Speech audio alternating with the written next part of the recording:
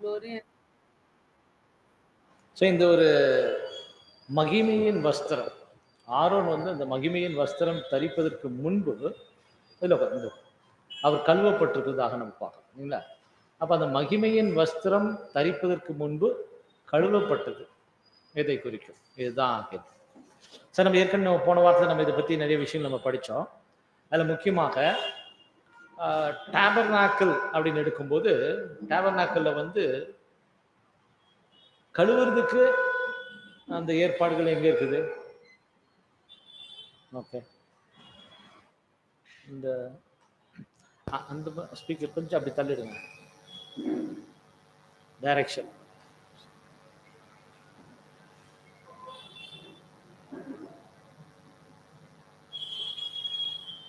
அப்படி அப்படி அந்த பக்கம் அந்த ஓகே ரைட். சரி, ஆரோன் வந்துட்டு அந்த மகிமையான வஸ்திரம் தரிப்பதற்கு முன்பு அழகான அந்த ஒரு ஆர்னமெண்டல் ட்ரெஸ் இல்லையா, ஆரோன் போடக்கூடிய அந்த பிரதான ஆசாரியனுடைய ஆடை உடை, அதுக்கு முன்னாடி அவர் வந்து கழுவப்படணும் அப்படின்னு நம்ம பார்க்கலாம். அது எதை குறிக்கும்? அதுதான் அந்த கேள்வி. இப்போ கழுவுறதுக்கு நமக்கு டேபர்நாக்கிள்ல அந்த ஏற்பாடுகள் எங்க செய்யப்பட்டிருக்குது? பிரகாரத்துல ஒரு தண்ணீர் தொட்டி இருக்குது. தண்ணீர் தொட்டியில நம்ம கழுவுறோம் இல்லைங்களா? சரி, எல்லாம் இப்படி இப்படி உட்காந்து இங்கே வந்து இந்த உட்காந்து அப்படி பார்க்குற மாதிரி ஈஸியா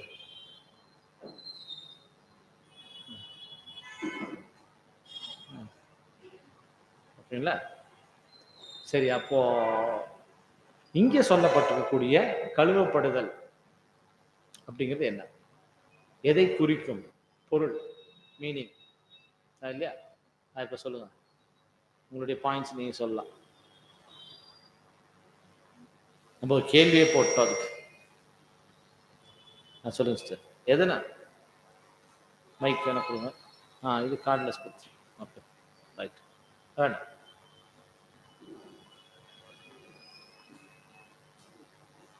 ஏதோ ஒரு உங்களுக்கு என்ன ஒரு ஐடியா கிடைக்குதோ அது நீங்கள் பண்ணணும். கொஞ்சம் கம்மி பண்ணுங்க சவுண்டு.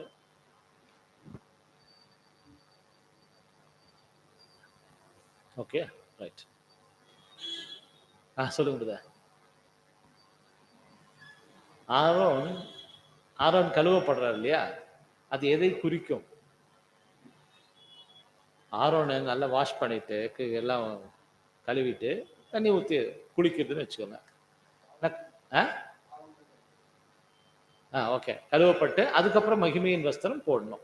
அதான் அனாயிண்டிங் நடக்குது இல்லையா? இது வந்துட்டு சபை வந்து, அதாவது ஆரோன் சபையை அடையாளப்படுத்துகிறார், சபையை குறிக்கிறவராக இருக்கிறார். இதுதான் விஷயம், தலைப்பு.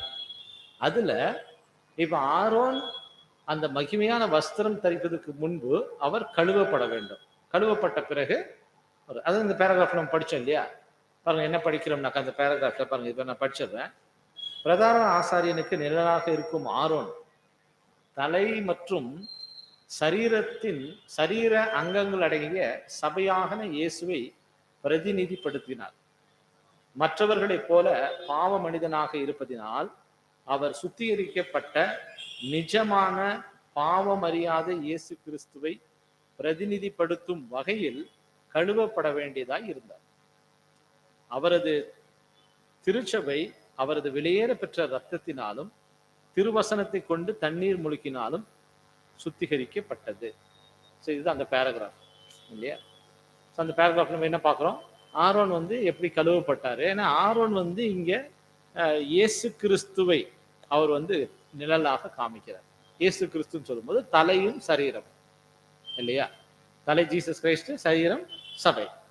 ஸோ இதுக்கு அவர் நிழலாக இருக்கிறார் அப்படின்னு சொல்லும்போது இப்ப ஆரோன் கழுவப்பட்டார் இல்லையா? கழுவப்பட்டு அதுக்கப்புறம் மகிமையின் வஸ்திரம் தரிக்கப்பட்டார். இப்ப நிழல்ல நம்ம எப்போதுமே இந்த நிழலை வந்து அப்படியே நம்ம எடுத்துக்க முடியாது.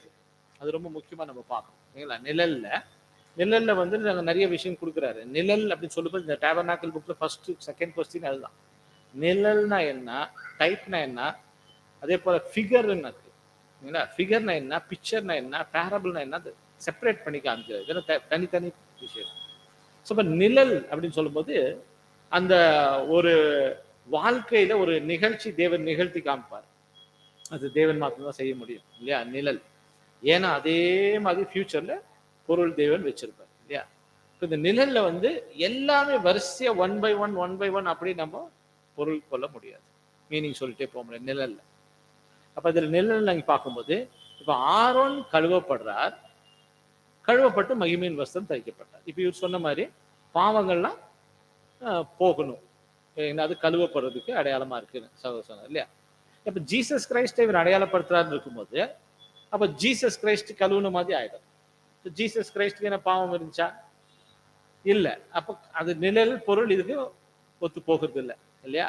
அப்ப ஆரோன் ஏன் கழுவப்பட்டார் அப்படின்னு சொல்லும்போது ஆரோன் பாவ மனுஷனாக இருக்கிறார், அவர் இயேசு கிறிஸ்துவை குறிக்கிறவராக இருக்கிறதுனால அவர் கழுவப்பட வேண்டியதாக இருந்துச்சு. அவருடைய சரீரம் கழுவப்படணும் இல்லையா? அதே மாதிரி இயேசு கிறிஸ்துவனுடைய சரீரம் யாரு? நம்ம தான். அப்ப நம்ம ஜீசஸ் கிரைஸ்டுடைய சரீரத்துக்கு அடையாளமா நம்ம காமிக்கிறதுனால நம்ம என்ன பண்ணி ஆகணும்? நம்ம கழுவப்படணும். அப்ப கழுவப்பட்டு நாமும் கூட குற்றமற்றவர்கள் பாவமற்றவர்களாக அப்பதான் அவருடைய சரீரத்தை நம்ம என்ன அங்கமாக போய் சேர முடியும். இதுதான் கழுவப்பட்டு நம்ம பார்க்கறோம். அப்ப இந்த ஆரோன் கழுவப்படுகிறது எதுக்கு அடையாளமா இருக்கு அப்படின்னு சொல்லும் போது சபை தன்னை என்ன பண்ணும்? சுத்திகரிக்கிறது. இப்ப உங்களுக்கு புரிஞ்சா? சபை தன்னை சுத்திகரிக்கிறது. இப்ப சபையினுடைய சுத்திகரிப்பு எங்க நடக்குது? டேபர்நாக்கிள்ல அந்த தண்ணீர் தொட்டி பிரகாரத்துல இருக்குது. ஒரு கான்சிகிரேட்டட் எங்க இருக்கிறாங்க? ஹோலியில. மோஸ்ட் ஹோலி ஆஃப்டர் டெத் இல்லையா? நம்மளுடைய திரைக்கு அந்த பக்கம் போறது மோஸ்ட் ஹோலி. ஹோலியில கரெக்ட் இல்லையா? ஹோலியில நம்ம ஒரு கான்சிகிரேட்டட் ஹோலியில இருக்காங்க. இப்ப கழுவப்படுதல் என்பது எங்க நடைபெறும்? இங்க சொல்றாரு இல்லையா நம்ம கழுவப்படணும்னு, அது எங்க நடக்கும்?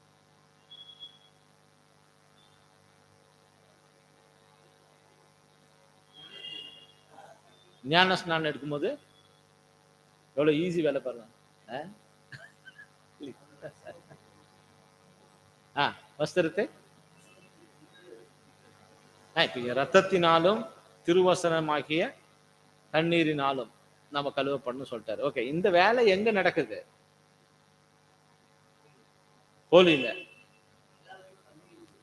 ஓகே ஓகே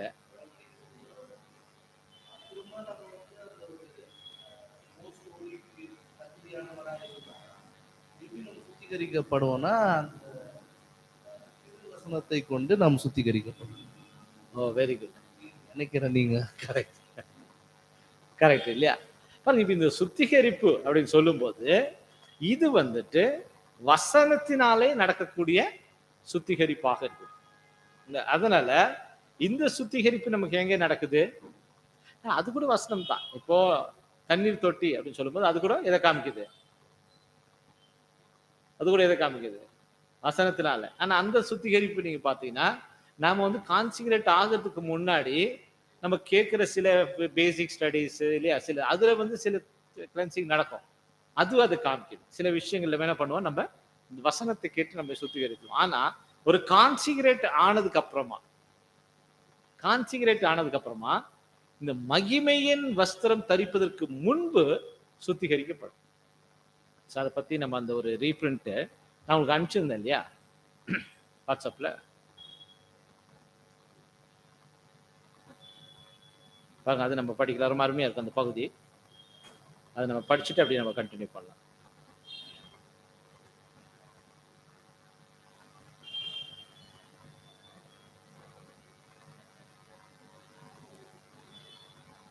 இது பார்த்து படிக்கிறீங்களா?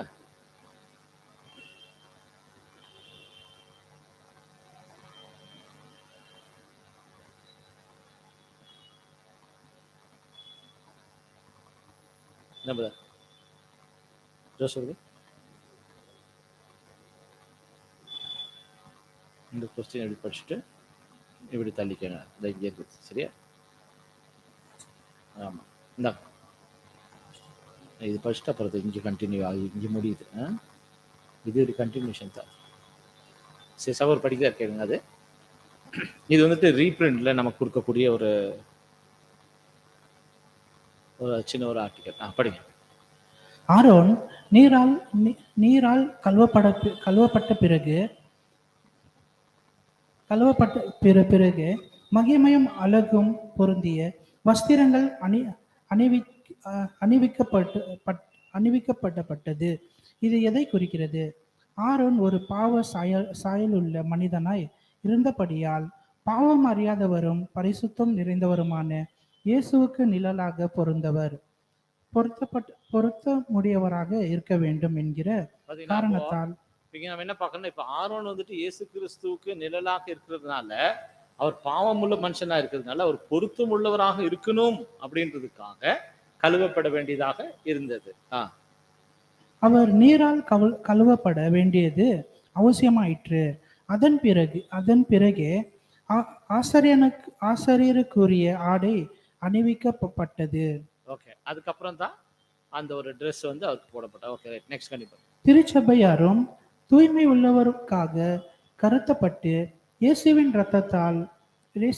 இரத்தத்தாலும் தேவ வசனத்தினாலும் கழுவப்பட்டு தூய்மைப்படுத்தப்படுகிறார்கள். பார்த்தீங்களா, இப்போ ஜீசஸ் கிறிஸ்துடைய ரத்தத்தினாலும் திருவசனத்தினாலும், ரத்தத்தினாலும் நம்ம ஏற்கனவே போன வார்த்தை பார்த்தோம் இல்லையா? எதனால ரத்தத்தினால் எப்படி கழுவப்படுறது? ரத்தத்தினால் கழுவப்படுவது என்றால் என்ன?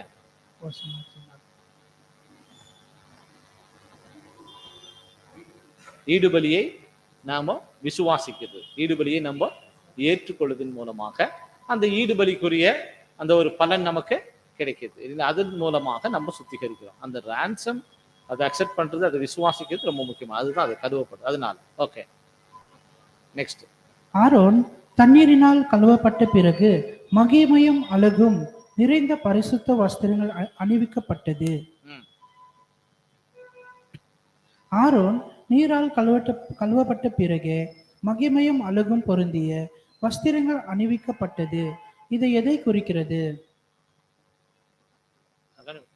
சென்ற அடுத்த லைன்.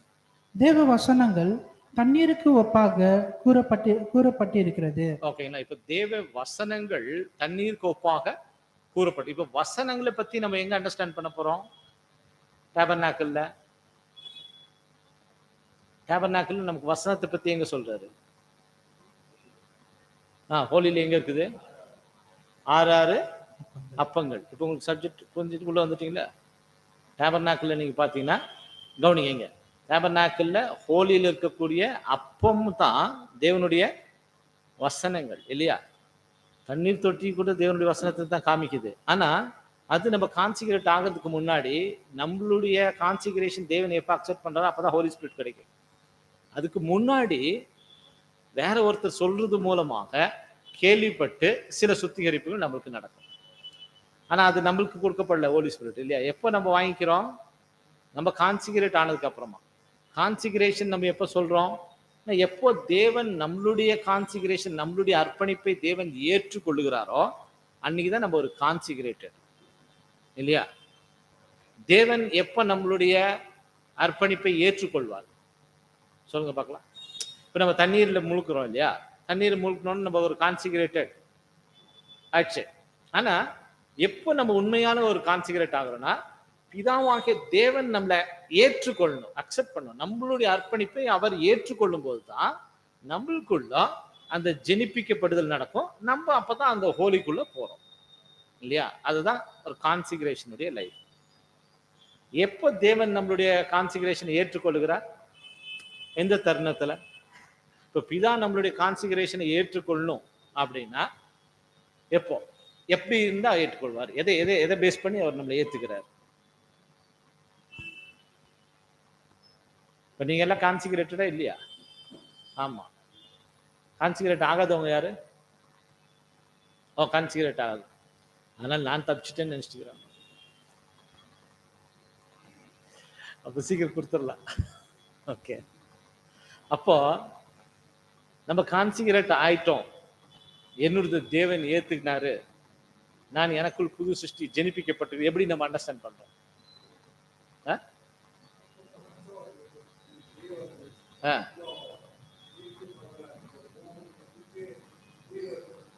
ஓகே, பிதா எப்ப ஏத்துக்குவார்? எந்த சிச்சுவேஷன்ல பிதா நம்மளை ஏத்துக்கிறார்? மைக்கு இன்னொரு மைக் இருக்கா? கார்ட்லெஸ். ஓகே. நம்ம பூரா தேவனுக்கு அர்ப்பணம் பண்ணிட்ட பிற்பாடு அவர் நம்முடைய நிலைமையை பார்த்து ஏற்றுக்குவார். ஆல்மோஸ்ட் பக்கம் சொல்லிட்டாரு. அதாவது நம்மளை அர்ப்பணிக்கும் போது பிதாவாகிய தேவன் நம்மளுடைய ஹார்ட் பார்க்குறாரு. அதுதான் ரொம்ப முக்கியம். சரிங்களா? நம்முடைய இருதயத்தின் நிலைமை இல்லை. இப்போ நான் வந்துட்டு இப்போ கான்சிகரேட் ஆகும்போது இயேசு கிறிஸ்துவை போல நானும் என்னுடைய வாழ்க்கையை நான் ஒப்பு கொடுக்குறேன் அப்படின்னு நம்ம அந்த தண்ணிக்குள்ள இறங்குறோம் இல்லையா?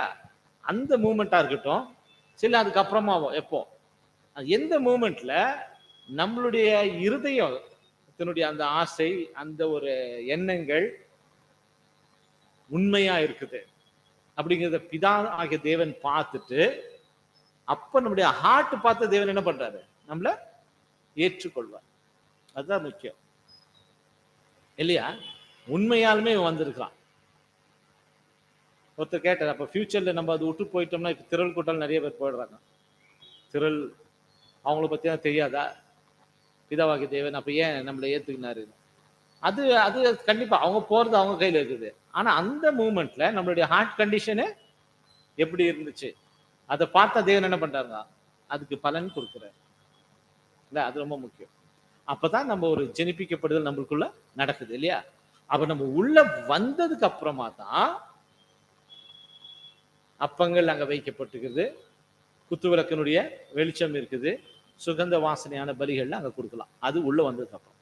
உள்ள வந்ததுக்கு அப்புறம் தான் நமக்கு அந்த வசனங்களை பற்றி என்ன பண்ண முடியும்?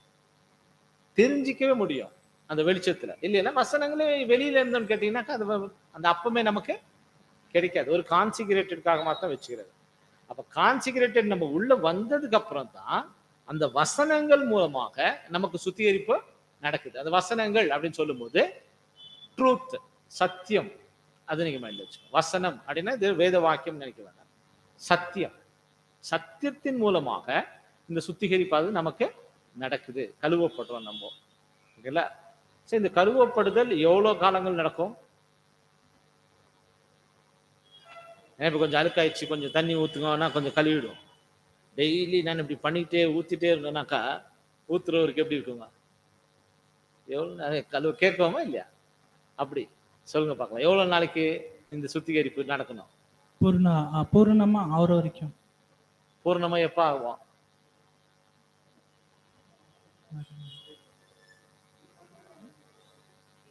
மரண பரியந்தம் கிளீன் ஆகிற ஐடியா நமக்கு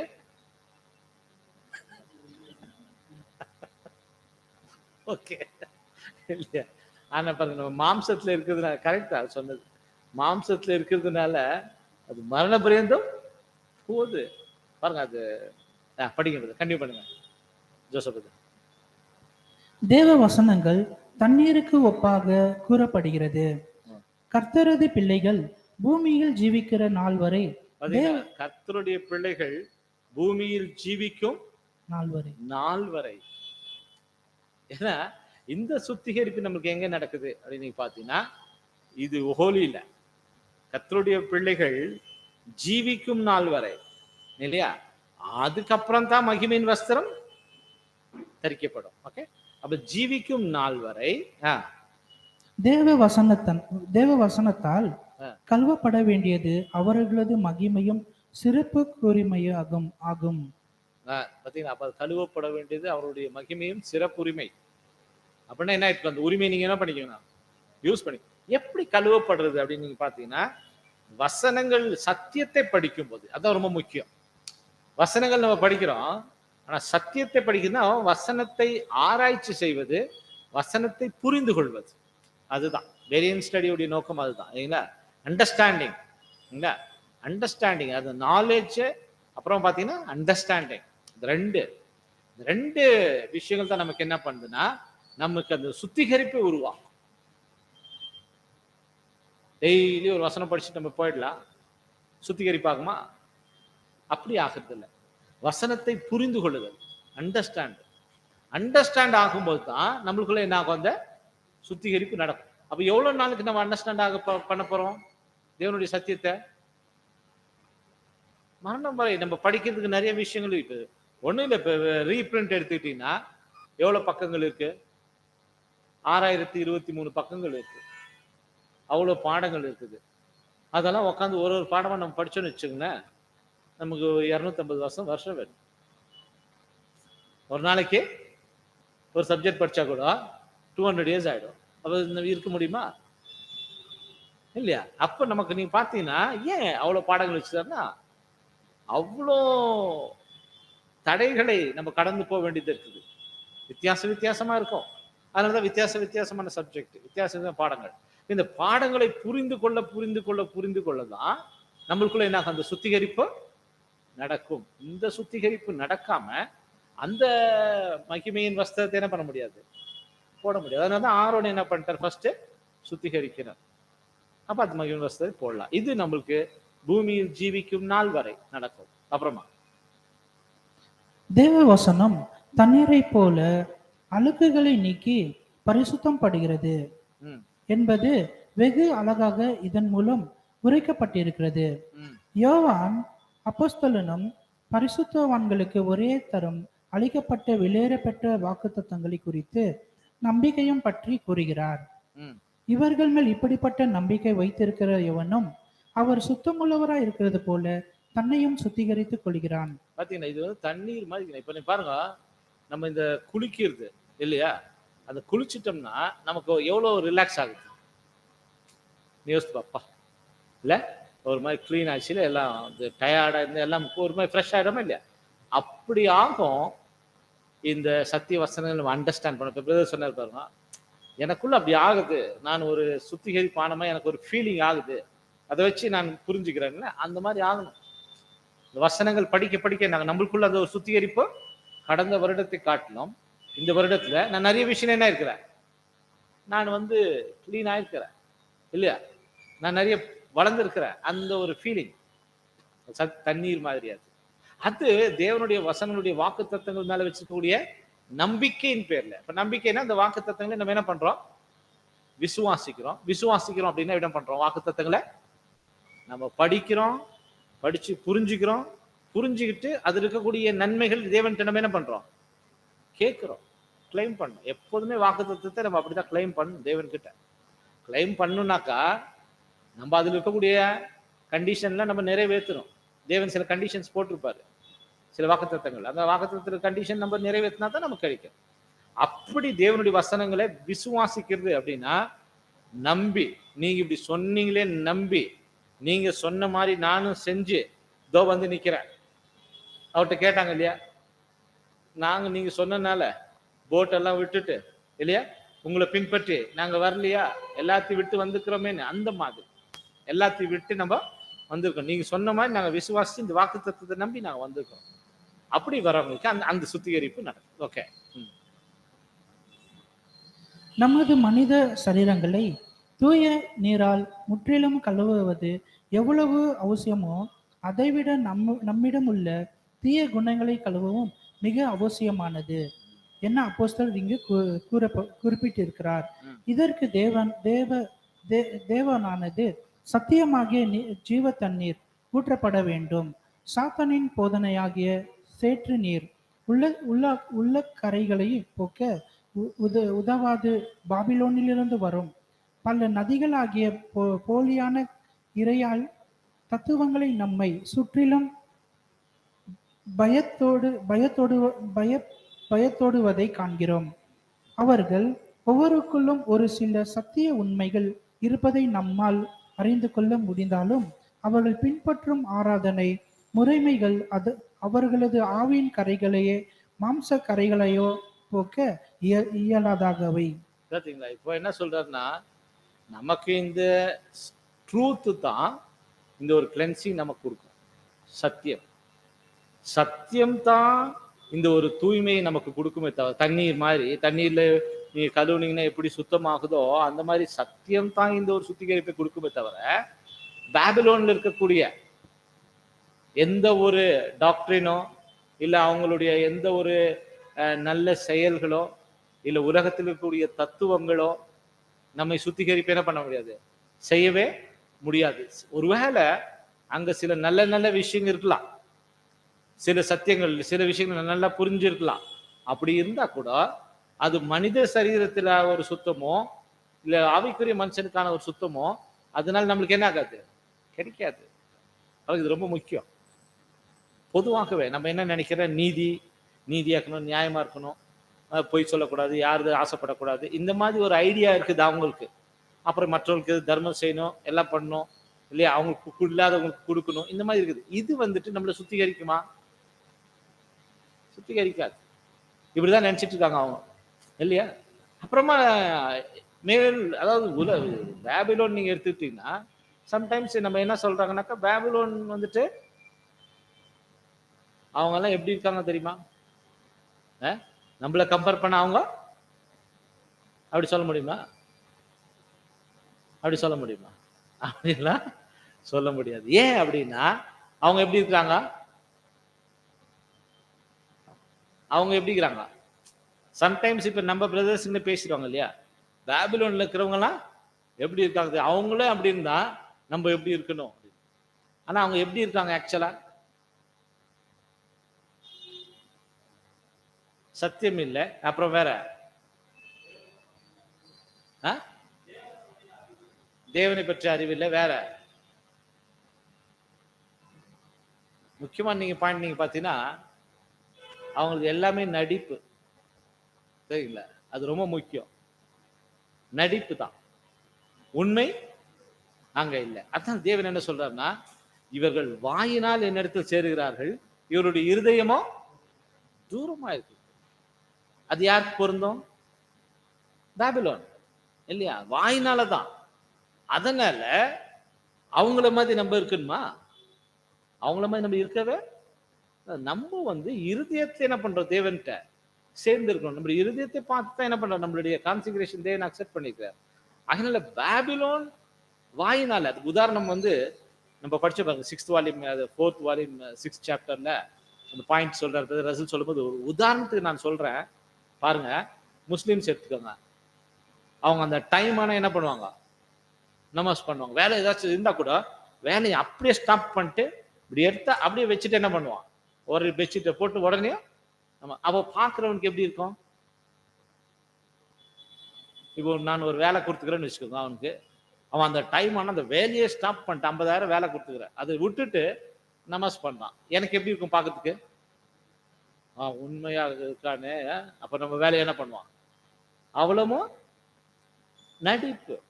பாத்தீங்களா? அது சமுதாயத்துல இப்படி இருக்கணும், அப்பதான் உனக்கு நல்ல பிசினஸ் எல்லாம் வரும். அவன் எவ்வளவு பெரிய ஏமாத்துக்காரனா இருப்பான், உண்மையானவனா இருக்குவான், வாய் திறந்தா என்னதான் பேசுவான், பொய் தான். நம்ம அப்படி இருக்கணுமா? நம்ம தேவனுடைய பிள்ளைகளை அந்த ஜனங்களுக்கு என்ன பண்ண முடியாது, கம்பேர் பண்ணவே. அவங்க மாதிரி நம்ம இருக்கு, அவங்க ஃபுல்லாவே பொய் நடிப்பு, வாயினால் தேவனிடத்துல சேர்றாங்க. அதனால சொல்றேன், அவங்களுடைய தத்துவங்களோ இல்ல அவங்களுடைய நல்ல விஷயங்கள் ஏதாவது இருந்தா கூட அது நம்மள என்ன பண்ணாது, சுத்திகரிக்க முடியாது. அதனால நம்ம ஹோலியில இருக்கிறோம், அவங்க எங்க இருக்கிறாங்க? ஹோலியில இருக்கிறவங்களை கம்பேர் பண்ணாக்கா கோர்ட் இதுல இருக்கிறவங்க ஓகேயா? பாத்தீங்களா? கேம்ப்ல இருக்கிறாங்க. ஹோலியில இருக்கிறவங்க கம்பேர் பண்ணா கேம்ப்ல இருக்கிறவங்க நல்லா இருக்கிறானா? கிடையவே கிடையாது. கேம்புக்கும் ஹோலி அவங்க தேவனுடைய காணியாட்சிக்கு புறம்பா இருக்கிறாங்க. தேவனுக்கு விரோதிகளாக இருக்கிறாங்க. உலக சிநேகம் தேவனுக்கு உண்டான விரோதமான பகை, விரோதிகள் அவங்க. நம்மளும் ஒண்ணு கிடையாது. நம்மள கான்சிகரேட்டட் பரிசுத்த ஸ்தலம். இந்த பரிசுத்த ஸ்தலத்தில் இருக்கக்கூடிய சத்தியங்கள் நம்மள என்ன பண்ணும், நம்மளை சுத்திகரிக்குமே தவிர வேற எதுவும் என்ன பண்ண முடியாது, நம்மள சுத்திகரிக்கும். அதான் இது சொல்றது, நீங்க இந்த பூமியில ஜீவிக்கும் காலம் வரை இந்த சத்தியவாசம், இந்த ட்ரூத்னால நம்ம என்ன பண்ணணும், வாஷ் பண்ணணும். அப்படின்னா அதனால்தான் நமக்கு பைபிள் ஸ்டூடெண்ட் பேர் வச்சுட்டார். ஸ்காலர்ஸ் யாருமே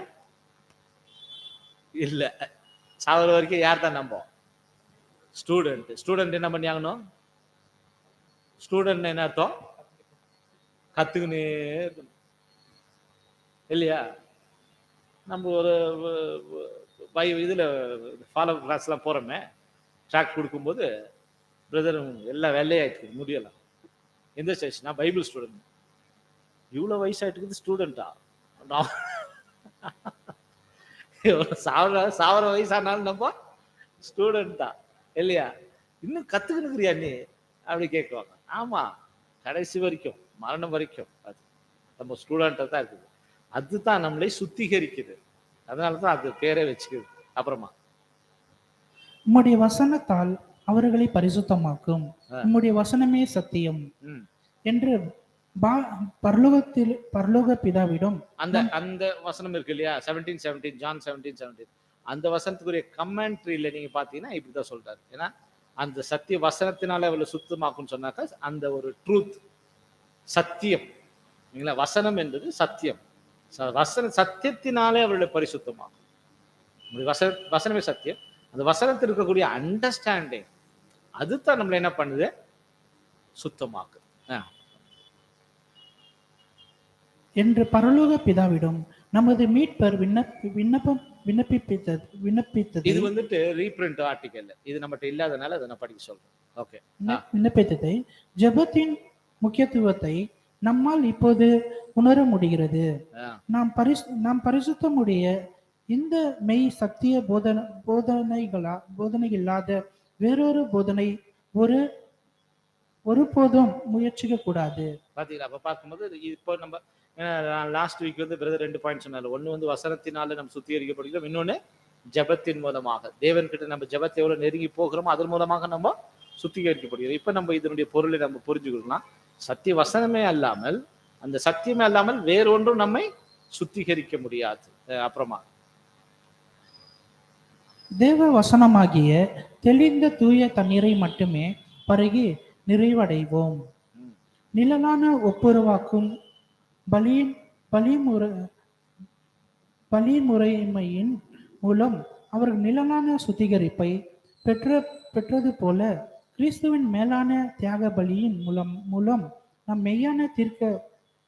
மெய்யான சுத்திகரித்தலை அடைகிறோம். நாம் கிறிஸ்துவின் திருச்சபையாக தெரிந்தெடுக்கப்பட்டவர்களாகில் பூமியில் உள்ள அனைத்து குடும்பங்களையும் ஆசீர்வதிக்கும் ராஜாக்களாக பணியமற்றப்படுவோம். இப்படிப்பட்டவர்கள் தங்களது பழைய பாவங்களுக்காக நியாயத்திற்கப்படுவதோடு கூட நமது மனித சுபாவமாகிய தீய குணங்களை ஜெயித்து கிறிஸ்துவின் பரிபூர்ண சாயல் அடைய முன்னேற்றப்படையவர்களாக இருக்க வேண்டும். இப்ப இந்த சுத்திகரிப்பு நம்மளுக்கு எப்படி நடக்கும்னு கேட்டீங்கன்னாக்கா, மனிதனுடைய சாயலால் ஆன தீய பாவங்கள் எல்லாமே சுத்திகரிக்கப்பட்டு நம்ம முன்னேற்றம் அடையணும். இதுல இந்த அந்த டேபர்நாக்கிள் புக்ல இன்னொரு பாயிண்ட் என்ன சொல்றாருன்னா, ஆதாமுக்கும் மற்றவர்களுக்கும் உள்ள வித்தியாசம். ஆதாம் வந்து பரிபூர்ணமான மனுஷன், ஜீசஸ் கிரைஸ்ட் ஒரு பரிபூர்ண மனுஷன். இந்த மற்றவர்களுக்குள்ள வித்தியாசம் நீங்க பாத்தீங்கன்னா, பரிபூர்ணமான மனுஷனை பத்தி ஒரு நல்ல பாயிண்ட் சொல்றாரு. அவங்க என்ன பண்ணுவாங்கன்னா, யாருக்கும் பரிபூர்ணமான மனுஷனுடைய மைண்ட் பாருங்க, யாருக்கும் தீமை செய்யறதுக்கு வராதாமா. யாருக்கும் தீமை செய்யணும் மைண்டு, அதுதான் பரிபூர்ணமான மனுஷன். எல்லாருக்குமே நன்மை செய்யணும் அப்படிங்கிறது ஆட்டோமேட்டிக்கா வருமா? நமக்கு இல்லைன்னா கூட இன்னொருத்தருக்கு நம்ம கொடுக்கணும் அப்படிங்கிற ஒரு மனசு இருக்குமா? இந்த மாதிரி கேரக்டர் நீங்க பாத்தீங்கன்னா, அந்த பெர்ஃபெக்ட் மேனுக்கு சரி நிறைய கேரக்டர் சொல்றாரு, நம்ம பின்னாடி படிக்க போறது. பாத்தீங்கன்னா அந்த மாதிரி ஒரு குணம் இருக்குமா பரிபூர்ணமான மனுஷன். அந்த பரிபூரணத்தை இழந்ததுனாலதான் நம்மளது கேரக்டர் என்ன இருக்குது, இப்படி ஆயிட்டு. அப்ப அந்த பரிபூர்ணமான அப்ப நம்ம இது திரும்பி என்ன அந்த பரிபூர்ணமான மனுஷன் நிலைமைக்கு போறோம். அது ரொம்ப பியூட்டிஃபுல் அந்த விஷயம். அது நீங்க பாத்தீங்கன்னா, நம்ம பாவ மனுஷன் ஆதாம் பரிபூர்ணமான மனுஷன். ஆதாம் கிறிஸ்து 2 பேர் தான். ஆனா அந்த ஆதாம் மாதிரி நம்ம பரிபூர்ணமா நம்ம ஆயிட்டோம்னு வச்சுக்கோங்க. பாவ மனுஷனா இருந்து அந்த பரிபூர்ணமான வாழ்க்கைக்குரிய குணங்களை நம்ம வளர்த்துட்டோம்னா எப்படி இருக்கும் பாருங்க. அதுதான் அந்த கழுவப்படுதல். அந்த அளவுக்கு நம்மள இந்த சுத்திகரிப்பானது நம்மளுக்குள்ள நடக்கும்னு சொல்றோம். ஸோ இது அந்த பகுதி வந்து உங்களுக்கு வாட்ஸ்அப் பண்ணியிருக்கிறேன் போதும். ஸோ அதை நீங்க வந்து ஒரு வருஷம் நீங்க ரிவைஸ் பண்ணுங்க. நான் உங்களுக்கு வாட்ஸ்அப் பண்ணது தமிழ் இங்கிலீஷ் 2மே இருக்கு இல்லையா? எல்லாருமே இருக்காங்களா குரூப்ல? ஓகே, சரி. நம்ம நெக்ஸ்ட் போதும். ஸோ நெக்ஸ்ட் கொஸ்டின் நம்ம போகலாம். ஸோ நெக்ஸ்ட் அடுத்த கேள்வி நம்ம பார்த்தோம் இதுலயே. அதாவது ஆரோன் ரெப்ரசன்ட் சர்ச். ஸோ அதில் தான் நம்ம இருக்கிறோம். ஸோ ஆரோன் சபையை அடையாளப்படுத்து. அதில் அடுத்த கேள்வி நம்ம பார்த்தோம்னா நெக்ஸ்ட் பேராகிராஃப்ல, ஆரோன் பரிசுத்த எண்ணெயால் அபிஷேகம் பண்ணப்பட்டு அழகிய வஸ்திரம் அணிவிக்கப்பட்டது எதற்கு அடையாளமாக இருக்குது? இப்போ வந்து ஆரோன் வந்து பரிசுத்த எண்ணெயினால அபிஷேகம் பண்ணது, அதாவது அந்த அழகிய வஸ்திரம் எல்லாம் அணிவிக்கப்பட்டு பரிசுத்த எண்ணெயினால அவர் அபிஷேகம் பண்ணப்பட்டு இந்த ஒரு ஆர்னமெண்டல் ட்ரெஸ் போடப்பட்டிருக்கு. ஸோ அது எதுக்கு அடையாளமாக இருக்குது? அது கொஸ்டின் நம்பர் 59 படிங்க. 58.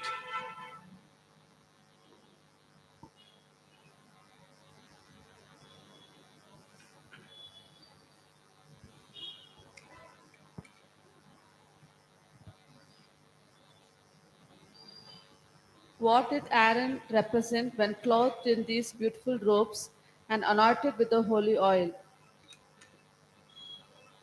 இந்த தமிழில் டிரான்ஸ்லேட் பண்ணும்போது இப்படி போட்டுக்கிறாங்க. பொதுவாக டிரான்ஸ்லேட் அப்படி தானே பண்ணுவாங்க. இங்கே இருக்குது முன்னாடி வரும், அப்படி வரும். இது மீனிங்கே வந்து மாறிட்டு. ஆரோன் அழகிய வஸ்திரம் அணிவிக்கப்பட்டு அப்புறம் அபிஷேக தைலத்தினால அந்த எண்ணெயினால அபிஷேகம் பண்ணப்பட்டது எதை குறிக்கிறது? அதுதான் கேள்வி. ஸோ அது தமிழில் கூட அப்படிதான் வரணும். ஓகே, அதுக்குரிய அந்த பேராகிராஃப் யாருக்கு இது? யாருடைய பார்ட்? ஆமாம், செகண்ட். ஒரு படிக்கிறீங்களா? படிச்சுட்டு நீங்கள் இப்போ படிக்கிறாரு. சரி, ஓகே, படிங்க. ஆரோன் அலங்காரமான வஸ்திரங்களினாலே நின்றது குறிப்பிடத்தக்க நிழலாகவும் அவர் எண்ணெயால் அபிஷேகம் பண்ணப்பட்டது. அவரது தலை நம்முடைய பிரதான ஆசாரியராகிய இயேசு கிறிஸ்துவையும் அவருடைய சரீரமானது கிறிஸ்துவின் சரீரமாகிய திருச்சபையாரும் நிழலாக காண்பித்து கிறிஸ்துவினால் பூரணப்படுகிறது. இது எவ்வளவு அழகாக யெகோவா தேவனுடைய உடன்படிக்கைகளை நிறைவேற்றக்கூடியவராகவும் குற்றமற்ற வல்லமையினாலும் அதிகாரத்தினாலும் வஸ்திரம் தரிக்கப்பட்ட உலகத்தின் பிரதான ஆசிரியராகவும் இருக்கும் இயேசு கிறிஸ்துவுக்கு ஒரு குறிப்பிடத்தக்க நிழலாக இருக்கிறது. ஓகே, ஸோ இந்த பகுதி பற்றி சகோதரர் ஸ்டாலின் அவர்கள் நமக்கு அதை விவரிப்பார். ஓகே, அவர் புரிஞ்சுக்கிட்டது அவர் ஷேர் பண்ணுறாரு. ஸோ அதே மாதிரி நீங்கள் எல்லாம் என்ன புரிஞ்சுக்கிட்டீங்க அதை கூட நீங்கள் ஷேர் பண்ணலாம். ஓகே பிரதர், இங்கிலீஷில் படிச்சு எக்ஸ்பிளைன் பண்ணுங்க. Yes yes. இதில் வந்து ஆரோனுடைய பரிசுத்தமாக்குதல், ஆரோனுடைய அந்த ஒரு அபிஷேகம் பண்ணப்படுதல், அதை பற்றி இதில் வந்து என்ன அண்டர்ஸ்டாண்ட் ஆச்சுன்னா எனக்கு இப்போ ஆரோன் வந்து எதுக்கு, ஆரோனுடைய தலை வந்து இயேசு கிறிஸ்துக்கு அடையாளமாக இருக்கு, ஆரோனுடைய சரீரம் வந்து சபைக்கு வந்து அடையாளமா இருக்கு. ஸோ ஆரோனை வந்து அபிஷேகம் பண்ணும்போது அந்த ஒரு அபிஷேக தைலம் வந்து முதல்ல அந்த தலையிலேருந்து அது வந்து சரீரத்துக்கு வந்து அது போகும். ஸோ இயேசு கிறிஸ்துவோடைய அந்த ஒரு அந்த ஆரோனுடைய அந்த ஒரு அபிஷேகம், அவருடைய தலை அபிஷேகம் பண்ணப்படுதல் வந்து இயேசு கிறிஸ்துவோடைய அந்த ஒரு அபிஷேகம். அதாவது அபிஷேகம் அப்படின்னு சொல்லும் போது பரிசுத்த ஆவி, ஹோலி ஸ்பிரிட் அனாயிண்டிங்கை தான் அது வந்து குறிக்குது. ஸோ அந்த ஒரு ஹோலி ஸ்பிரிட் அனாயிண்டிங் இயேசு கிறிஸ்துக்கு வந்து எப்போ கிடைச்சிச்சு அப்படின்னா அவருடைய பேப்டிசம்ல தான் வந்து கிடைச்சிச்சு. சபைக்கு வந்து அந்த ஒரு அனாயிண்டிங், அந்த ஒரு அபிஷேகம் பண்ணப்படுதல் அது வந்து எப்போ கிடைச்சிச்சு அப்படின்னா அந்த ஒரு பெந்தகோஸ் டேல தான் அந்த ஒரு ஹோலி ஸ்பிரிட் வந்து அவருக்கு கிடைச்சிச்சு. ஸோ இது வந்து எதுக்கு கூட அடையாளமாக இருக்கு அப்படின்னா ஆரோன் வந்து இந்த ஒரு அபிஷேகம் பெற்ற பிறகுதான் ஆரோன் வந்து அவருடைய ஆசாரித்துவ வேலையை வந்து ஸ்டார்ட் பண்ணாரு. அந்த ப்ரீஸ்ட்ஹுட் ஒர்க்கை வந்து அவர் அப்பதான் ஸ்டார்ட் பண்ணாரு. ஸோ நமக்கும் வந்து எப்போ நமக்கு வந்து இந்த ஹோலி ஸ்பிரிட்டை வந்து தேவன் சபைக்கு கொடுத்தாரோ அப்பதான் வந்து நம்மளும் வந்து அவருடைய ஊழியத்தை வந்து நம்ம ஸ்டார்ட் பண்ணோம். Very good. வேற இதை பத்தி என்ன வேற பாயிண்ட் இருக்கா?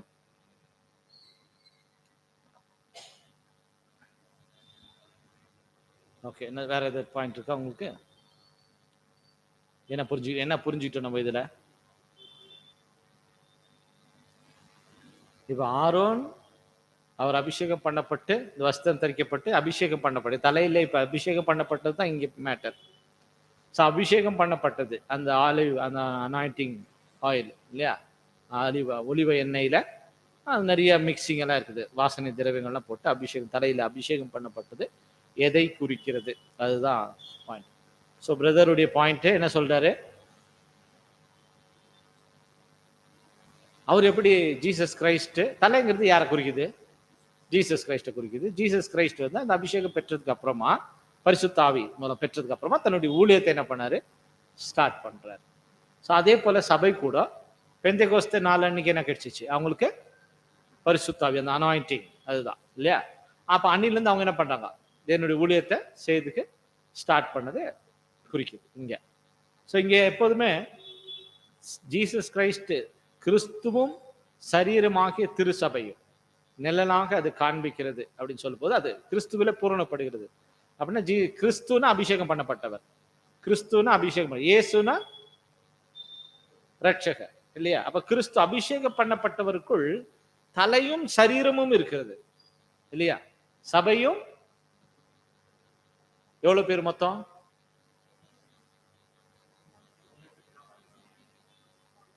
1,44,000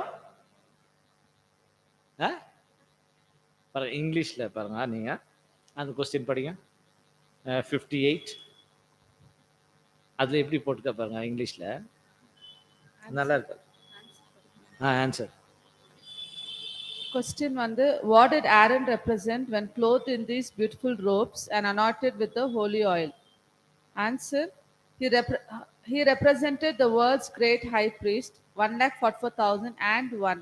பார்த்தீங்களா 1,44,000 and 1 பார்த்தீங்களா இப்படி நம்ம அண்டர்ஸ்டாண்ட் பண்ணணும் எப்போதுமே 1,40,000 சரீரம் பிளஸ் 1 இருக்குது யார் அது அவர் அதுக்குள்ள இருக்கிறாரா பிளஸ் அது அது தலை இது தலை அபிஷேகம் பண்ணப்பட்ட பிறகு அப்புறமா என்ன ஆகும் சரி இது வந்துட்டு நீங்க பாருங்க இந்த அபிஷேகம் அப்படிங்கிறது எங்க தான் நடக்குது தலை மேலதான் நடக்கும் அப்படியே தலையில அபிஷேகம் பண்ணிட்டு அப்படியே கொஞ்சம் ஷோல்டர்ல கொஞ்சம் ஊத்துவாரா அப்படி கிடையாது தலையில தான் என்ன பண்ணுவாருங்க ஊத்துவாரு இது தலையில இருந்து என்ன ஆகும் அப்படியே வலிஞ்சு அப்படியே போகும் இல்லையா அப்புறம் அப்படியே இப்போ வந்து நம்ம எங்க இருக்கிறோம் அப்படி போகும் இல்லையா வலிந்து போகும் அது நம்ம பார்க்குறோம் இல்லையா அந்த மாதிரி அதனால ஜீசஸ் கிரைஸ்ட் அந்த ஊழியத்தை முடிச்சதுக்கு அப்புறமா பெந்தெகோஸ்து நாள்ல இவங்களுக்கு என்னாச்சு இப்படி போயிட்டு இருக்குது அது வலிஞ்சு போகுது இல்லைங்களா வலிஞ்சு அப்படியே போயிட்டு இருக்கு இப்போ நம்மளுக்கு கூட வலிந்து ஓடணும் நம்ம மேல வலிஞ்சு ஓடிச்சுனா தான் நமக்கு பிறகு வரவங்களுக்கு நம்ம என்ன பண்ண முடியும் பாஸ் பண்ணணும் இல்லையா வலிஞ்சு ஓடணும்னு வச்சுக்கோங்களேன் பின்னாடி வரவங்களுக்கு வலியணும் அதனால வலிஞ்சு போகணும்னு சொல்றாரு எண்ணெய்னால அப்படிதான் அது வலிந்து ஓடக்கூடியதாக இருக்கு அதை டேபர்னாக்கிள் ஆண்டன் ஃப்ரே புக்ல ரொம்ப அருமையா பேசுறாங்க வலிஞ்சு போகும் அந்த எண்ணெய் ஒரு பிசுப்பு தன்மை இருக்கும் அது என்ன ஆகும் அது அப்படியே வலுவலுன்னு அது வலிஞ்சு போயிட்டே இருக்கும் அந்த மாதிரி ஸோ அப்படி நீங்க பார்த்தீங்கன்னா இப்ப தலை அபிஷேகம் பண்ணப்பட்டுச்சு அதே போல நம்மளுக்கு இப்ப அபிஷேகம் இந்த பரிசுத்த ஆவி பத்தி நம்ம படிக்கும்போது ஒரு டவுட் இருக்குது எப்போதுமே எல்லாருக்குமே அந்த ஒரு ஜெபம் பண்ணும்போது கூட அது ஒரு சொல்லுவாங்க அதாவது பரிசுத்த ஆவினால எங்களை வந்து நிரப்புங்க நிரப்பி எங்களுக்கு வந்து இந்த ஒரு இதை வந்து நாங்கள் கத்துக்கிறதுக்கு எங்களுக்கு உதவி செய்யுங்க அப்படி சொல்லுவோம் ஆனால் பரிசுத்த ஆவினால நம்ம ஒரு முறையும் நிரப்பப்படுகிறோமா இல்லை ஒரு டைம் நமக்கு பரிசுத்த ஆவி கொடுத்துடுறாரா இப்ப சொல்லு கேள்வி ஏன்னா இப்ப பெண்டிகாஸ்ட் எடுத்துக்கோங்களேன் அவங்க வந்து ஒரு முறையும் என்ன ஆகும் பரிசுத்த ஆவி வரும்போது அவங்க என்ன பண்ணுவாங்க அந்நிய பாஷையில பேசுறாங்க ஒரு முறையும் இல்லைங்களா அது அப்ப அதுக்கு தான் நல்லா அந்த ஒரு மீட்டிங் எல்லாம் அரேஞ்ச் பண்ணி அதோட மியூசிக் எல்லாம் போட்டு பரிசுத்த ஆவி இப்ப நீங்க சொல்லுங்க இப்ப நம்ம ஜெபம் பண்ணும்போது அப்படி கேட்கிறோமா இல்லையா பரிசுத்த ஆவி எங்களுக்கு கொடுங்க தேவைங்க அப்ப ஒரு முறையும் பரிசுத்தாய் கொடுக்கிறாரா இல்ல பரிசுத்தாய் ஒரு முறை தான் கொடுப்பாரா இப்ப சொல்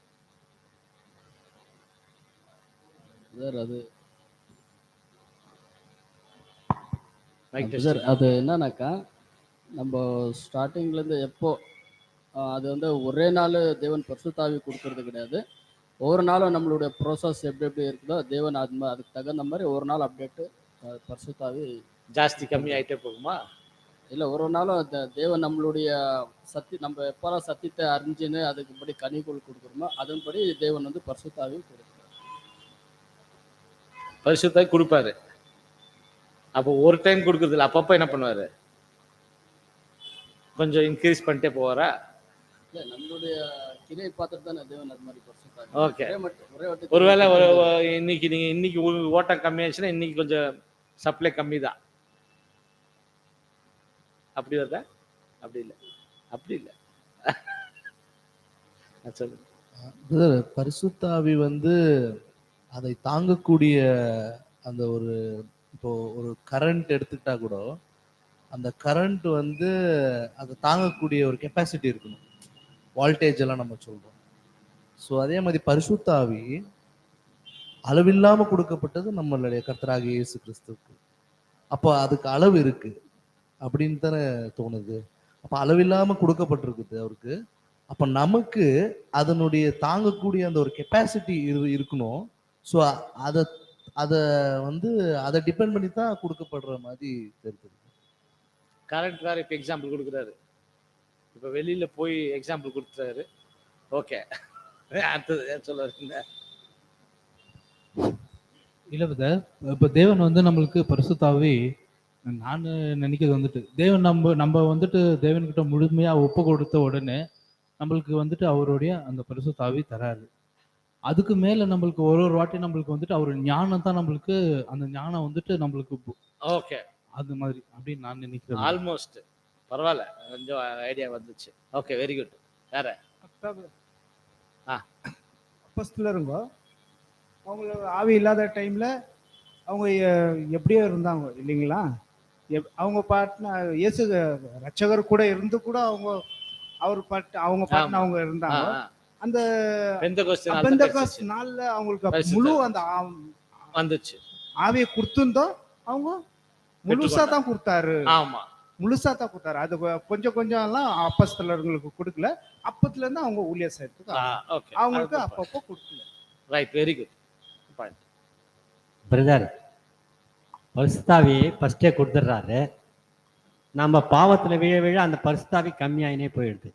நம்ம நல்லது பண்ண பண்ண அந்த பரிசுத்தாவி ஜாஸ்தியாகி கடலிடம் போயிடும். அவ்வளோதான் எனக்கு தெரியும். அப்பப்போ ஒரு நாள் நம்ம கொஞ்சம் வாங்கிக்கணும், எக்ஸ்ட்ரா வாங்கிக்கிறது இல்லை, ஃபர்ஸ்டே கொடுத்துறாரு. நாம கம்மி பண்ணுறது ஜாஸ்தி பண்ணுறது நம்ம கையில் இருக்குது.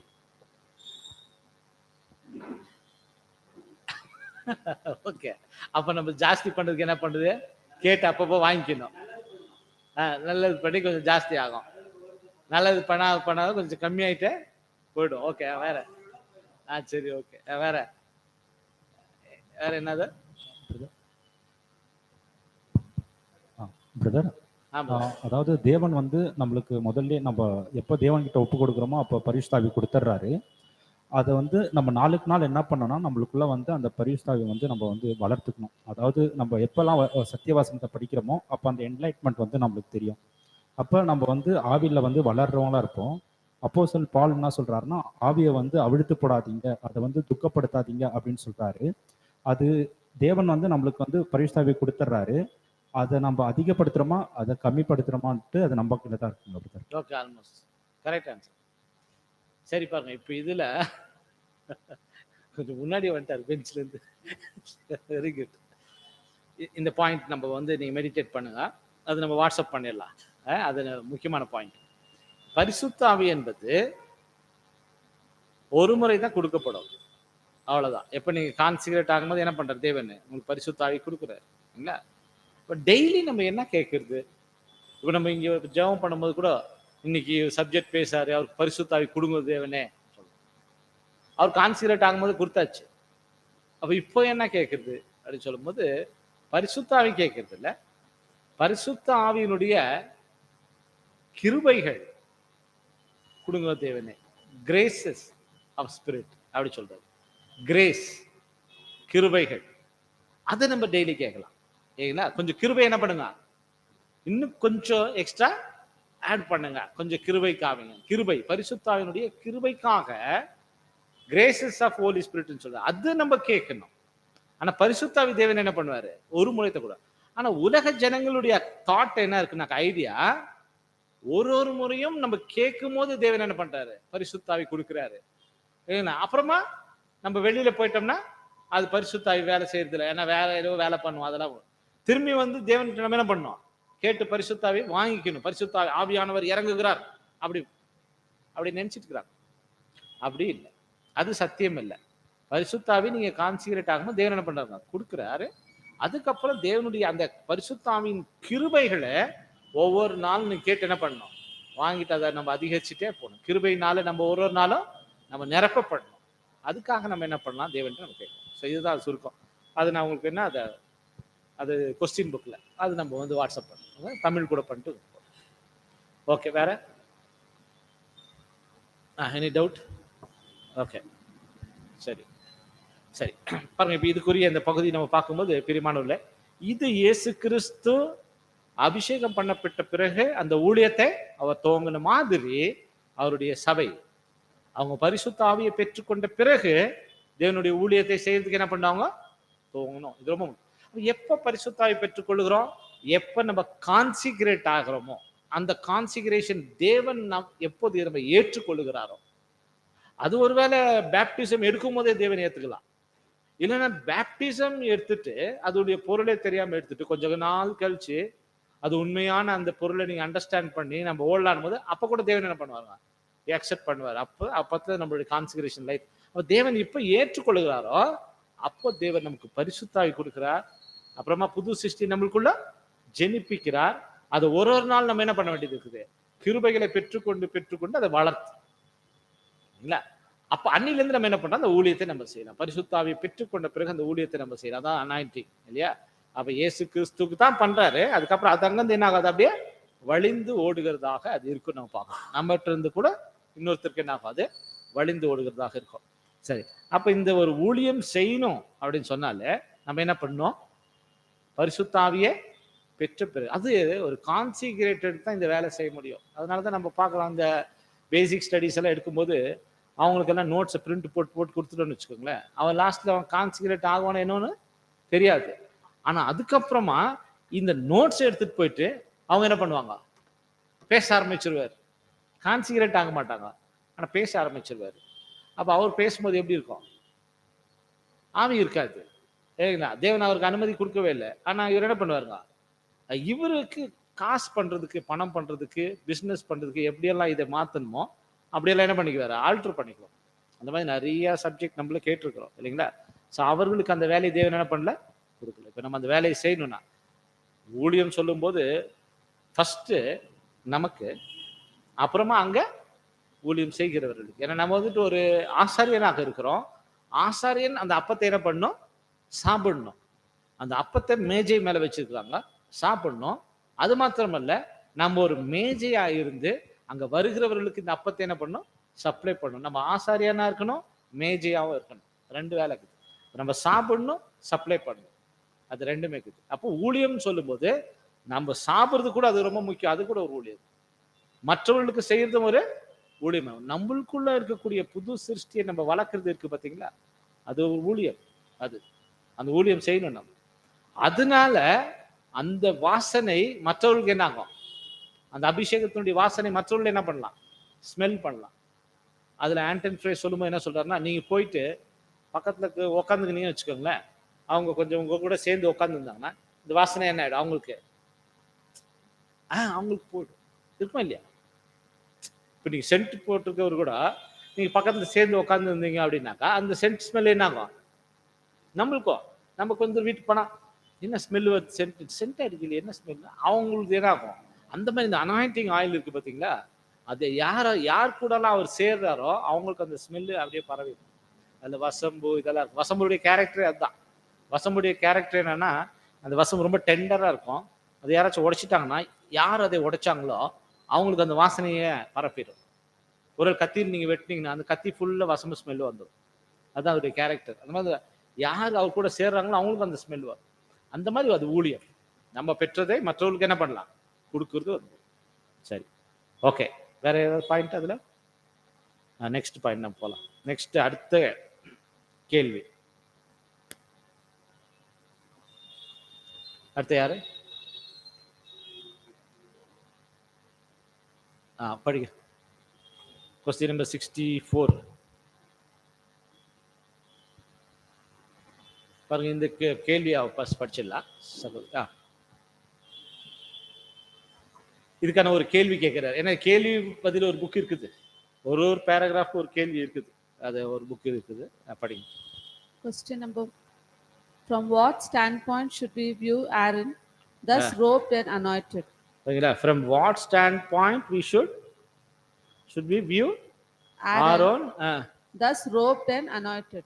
பாருங்க, அப்போ ஆரோனை வந்து எந்த ஒரு நிலைப்பாட்டிலிருந்து நாம வந்து அவரை வந்து நம்ம புரிந்துக்கலாம், நம்ம வந்து என்ன பண்ணணும், பார்க்கணும். அதாவது மகிமையின் வஸ்திரம் தரிக்கப்பட்ட அந்த ஆரோன், அந்த ஆரோனை எந்த ஒரு நிலைப்பாட்டில இருந்து நம்ம பார்க்கணும்.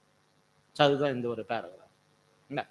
இப்போ சப்ஜெக்ட் என்ன, ஆரோன் ரெப்ரசன்ட் சர்ச், ஆரோன் சபையை குறிக்கிறவராக இருக்கிறார்.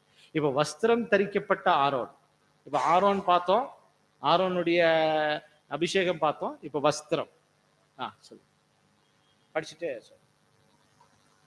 இவ்வாறாக வஸ்திரங்கள் உடுத்தப்பட்டு அபிஷேகம் செய்யப்பட்டவராக இருக்கக்கூடிய ஆரோன் முழு கிறிஸ்துவை உலக ஜனங்கள் அனைத்தையும் ஆசீர்வதிக்க போகிற ஆபிரகாமுடைய முழுமையான அந்த வித்தை நிழலாக காண்பிக்கக்கூடியவராக இருக்கிறார். ஆனால் உலகத்தின் பெரிய இரட்சகர் வெளிப்பட போவதை 1000 வருட அரசாட்சியையும் சரீரத்துக்குள் அனைவரும் வந்தடைந்த சரீரம் பூரணப்பட போவதையும் பரிசுத்த தைலம் வழிந்து முழுவடைவதையும் தேவனின் எண்ணத்திலிருந்து பார்த்து கொண்டிருக்கிறோம் என்பதை நாம் மறக்கக்கூடாது. லேவியராகமம் 10:7. அதன் பிறகு மனித குலத்தை அவர் ஆசீர்வதிக்க ஆரம்பிப்பார். உம்முடைய ராஜ்யம் வருவதாக, உம்முடைய சித்தம் பூமியிலேயும் செய்யப்படுவதாக என்ற மகிமையான ராஜரீக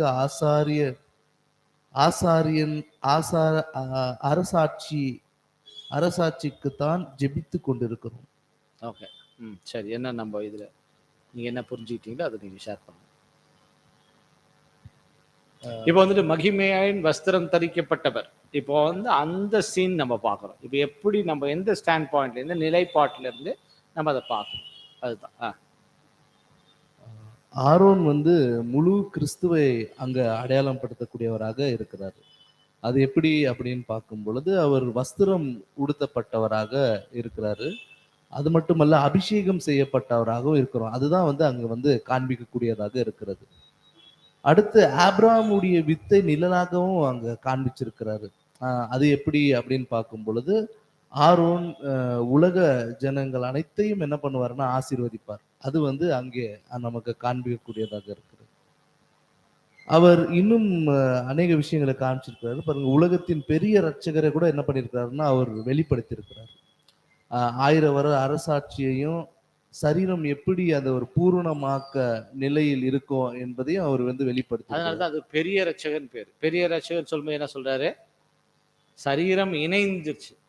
பார்த்தீங்கன்னா, இப்போ ஜீசஸ் கிரைஸ்ட் உலகத்தின் இரட்சகர், இது பெரிய இரட்சகர் சொல்லும்போது சபை கூட மகிமை அடைந்து இயேசு கிறிஸ்து கூட சேர்ந்து இருக்கிறத பார்க்கணும். இது பிதாவாக தேவனுடைய நிலைப்பாட்டில இருந்து நம்ம அந்த வியூல நம்ம பார்க்கிறோம். ஓகே.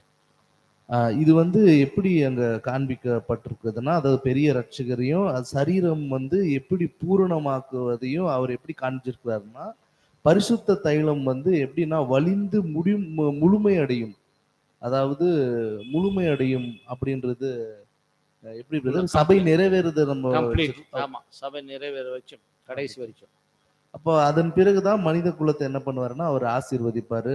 அப்புறமா அதை உம்முடைய ராஜ்யம் வருவதாக, உம்முடைய சித்தம் அப்படிப்பட்ட ஒரு நாம் அந்த ஒரு ராஜ்யத்துக்காக என்ன பண்ணிருக்கோம்னா ஜெபித்து கொண்டிருக்கிறோம் இன்னும் கூட நம்ம.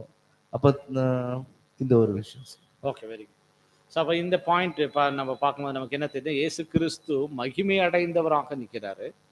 எப்போ அவர் மகிமை அடைந்தவராக நிற்கிறான்னு சொல்லும்போது சரீரம் முழுவதுமாக பரிசுத்தமாக்கப்பட்டு கம்ப்ளீட் ஆகி அப்புறம் அந்த எண்ணெய் கூட அது வழிந்தோடி கடைசி பாகத்து வரைக்கும் என்ன ஆயிடுச்சு? போயிடுச்சு இல்லையா? முழுமை அடைஞ்சிச்சு. எவ்வளோ தூரத்தை வலிஞ்சு போகும்? கால் வரைக்கும் அங்கே தான் இருக்கீங்களா? அப்போ அங்கே எண்ட் ஆகுது.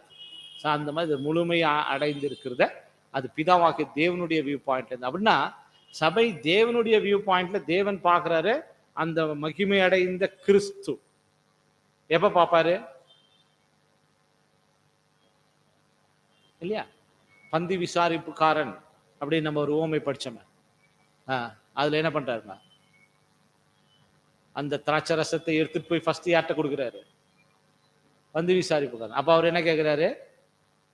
இவ்வளோ நல்லது இவ்வளோ எங்க வச்சிருந்தீங்கன்னு கேட்கிறாரு இல்லையா? அதுதான் அந்த சபை அங்கங்கள். அவங்கள மனுஷர்கள் தான், தண்ணி தான். ஆனா அது எப்படி மாறி இருக்கு? திராட்சை ரசமா இல்லைங்களா? இயேசு கிறிஸ்து மொண்டு பந்தி விசாரிப்புக்காரன் கொடுக்கணும். அவர் தான் பிதாவாகிய தேவன்.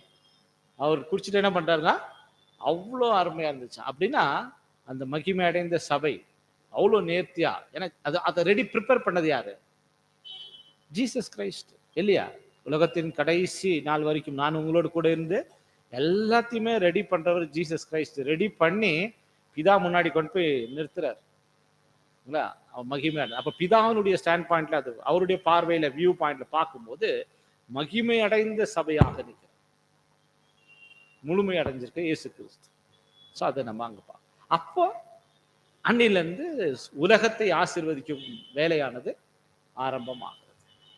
ஸோ அதுதான் ஆரோன் ரெப்ரசன்ட் சர்ச் அப்படின்னு சொல்லும்போது, ஆரோன் அந்த மகிமையடைந்த வஸ்திரத்தை குறித்த அணிந்தவராக நிற்கிறது பாருங்க. ஆரோன் அப்புறம் அபிஷேகம் பண்ணப்பட்டார், வஸ்திரம் தரிக்கப்பட்டவராக நிற்கிறார்.